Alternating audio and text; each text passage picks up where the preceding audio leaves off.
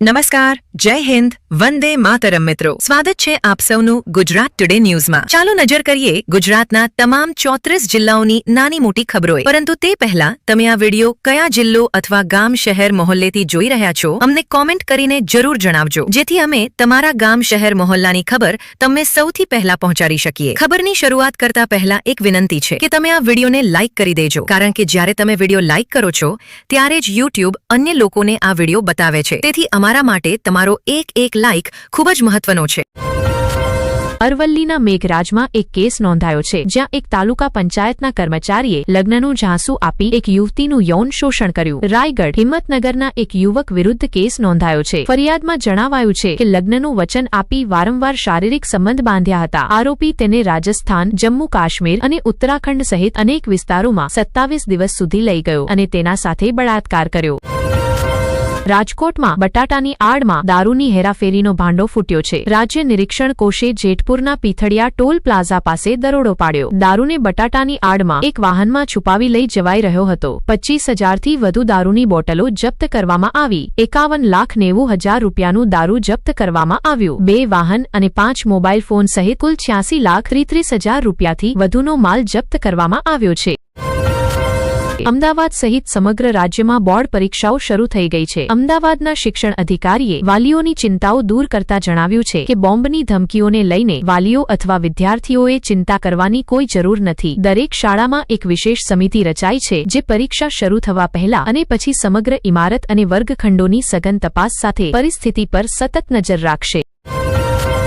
ગુજરાત એટીએસે પંજાબથી થઈ રહેલી સરહદી હેરોઇન અને ગ્રેનેડ પિસ્તોલ હેરાફેરીના મામલે મોટી સફળતા મેળવી છે. ગુજરાત એટીએસે વોન્ટેડ આરોપી રહમત અલી શેખને અમદાવાદથી ઝડપી લીધો છે. આરોપી પંજાબના અમૃતસર જિલ્લાના રાજાસાંસી પોલીસ સ્ટેશનમાં નોંધાયેલા એક કેસમાં ફરાર હતો. તે 42.9 કિલોગ્રામ હેરોઇન, 4 હેન્ડ ગ્રેનેડ અને એક પિસ્તોલની હેરાફેરીના કેસમાં ફરાર હતો. આરોપી પાકિસ્તાન સરહદથી પંજાબમાં હથિયારો અને નશીલા પદાર્થો લાવી રહ્યો હતો. કેસ બાદ આરોપી પંજાબથી ભાગીને નેપાળ અને બિહાર મારફતે ગુજરાત પહોંચ્યો હતો.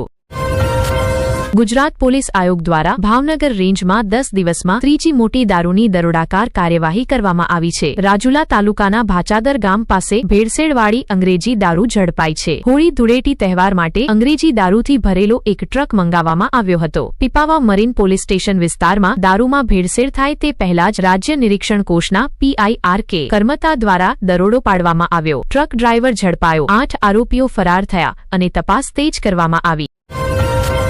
મોરબીની સિરામિક એકમોને મોટો ઝટકો લાગ્યો છે. રાષ્ટ્રીય હરિત અદાલત NGTએ EDC કેસમાં 337 એકમોની અરજી નામંજૂર કરી છે. પર્યાવરણ નુકસાન માટે લાદવામાં આવેલા 122.05 કરોડ રૂપિયાના દંડ વિરુદ્ધની અપીલ પણ નામંજૂર કરવામાં આવી છે. મે 2025માં GPCB એ 606 એકમો પર દંડ લાદ્યો હતો. કોલ ગેસીફાયરના ઉપયોગથી પર્યાવરણને થયેલા નુકસાન બદલ 606 એકમો પર દંડ લગાવવામાં આવ્યો હતો.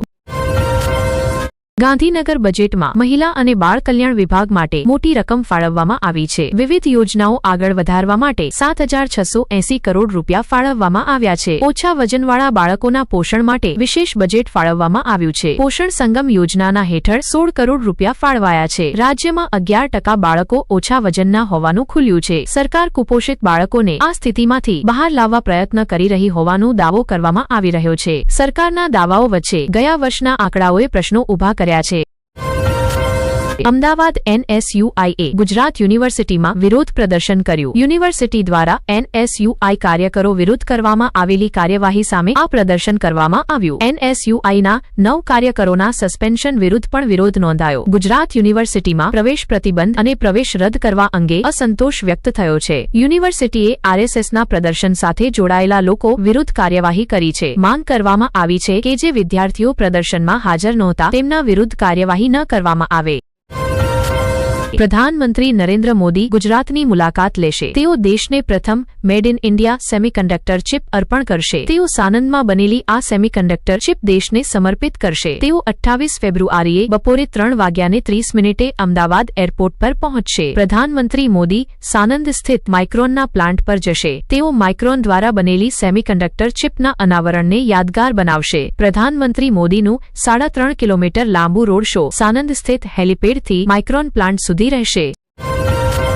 સુરત હજીરા સ્થિત AMNS કંપનીના કર્મચારીઓ હડતાળ પર ઉતર્યા છે. મોટી સંખ્યામાં કર્મચારીઓ ઉગ્ર પ્રદર્શન કરી રહ્યા છે. કંપનીના ગેટ પાસે વાહનોમાં તોડફોડ કરવામાં આવી. કર્મચારીઓએ કામના કલાકો ઘટાડવાની માંગ કરી છે. પરિસ્થિતિ ગંભીર બનતા પોલીસ કાફલો સ્થળ પર પહોંચ્યો. પ્રદર્શનકારી કર્મચારીઓ પર 70 આંસુ ગેસના શેલ છોડવામાં આવ્યા. કર્મચારીઓ 12 કલાકના બદલે 8 કલાક કામ કરવાની માંગ કરી રહ્યા છે.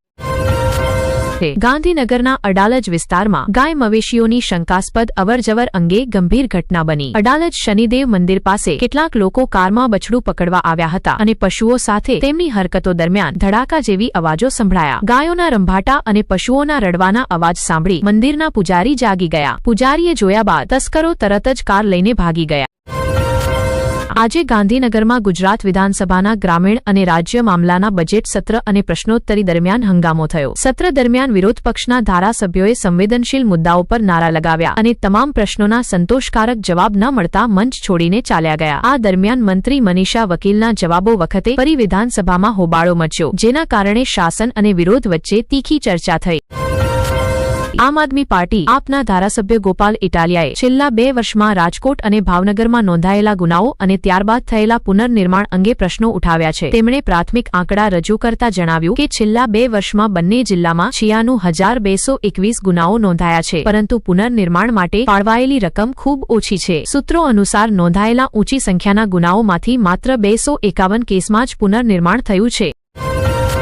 અમદાવાદમાં AI શિખર સંમેલનમાં થયેલા વિરોધને લઈને વિધાનસભામાં તીખી ચર્ચા થઈ છે. રાજ્યના ઉર્જા અને પંચાયત મંત્રી ઋષિકેશ પટેલે વિધાનસભામાં વિરોધ પક્ષ પર સીધો પ્રહાર કરતા જણાવ્યું કે આંતરરાષ્ટ્રીય સ્તરના AI ઇમ્પેક્ટ શિખર સંમેલન દરમિયાન કોંગ્રેસ કાર્યકરોનું વિરોધ પ્રદર્શન નિંદનીય અને દેશ માટે શરમજનક છે. તેમણે કહ્યું કે દેશની નજરોમાં આવા વિરોધથી વૈશ્વિક સ્તરે ભારતની છબી ધૂંધળી થાય છે અને યુવાનોને મળેલા અવસરોમાં આવી નકારાત્મકતા ઉમેરવી યોગ્ય નથી.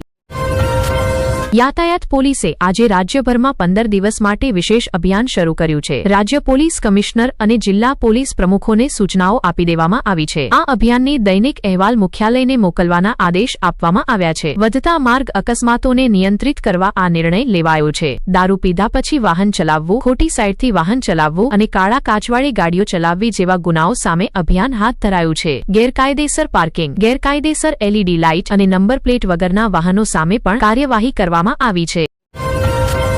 નવસારી બિલીમોરા ગાંધેવીમાં ભયાનક અકસ્માત થયો છે. બાઇક સવારનું નિયંત્રણ ગુમાતા અકસ્માત સર્જાયો. બાઇક સવારની પાછળ બેઠેલા યુવાનનું સ્થળ પર જ મોત થયું. સોમનાથ રોડ પર બનેલો આ અકસ્માત CCTVમાં કેદ થયો છે. બિલીમોરા પોલીસે અકસ્માતનો ગુનો નોંધ્યો છે અને વધુ તપાસ શરૂ કરી છે. રાજકોટના જેતપુરમાં મધ્યવયના એક વ્યક્તિનું હાર્ટ એટેકથી મોત થયું છે. જેતપુરના નવાગઢ વિસ્તારમાં આવેલ પરિવહન કચેરીએ ગયેલા મધ્યવયના વ્યક્તિને અચાનક હાર્ટ એટેક આવ્યો અને કોઈ સમજે તે પહેલા જ તેઓ ધરાશાયી થયા. તેઓ કચેરીમાં ઊભા રહી વાત કરી રહ્યા હતા ત્યારે અચાનક પડી ગયા અને સ્થળ પર જ તેમનું નિધન થયું. મૃતક પોતાના પરિવારનું ગુજરાન ચલાવવા માટે રિક્ષા ચલાવતા હતા.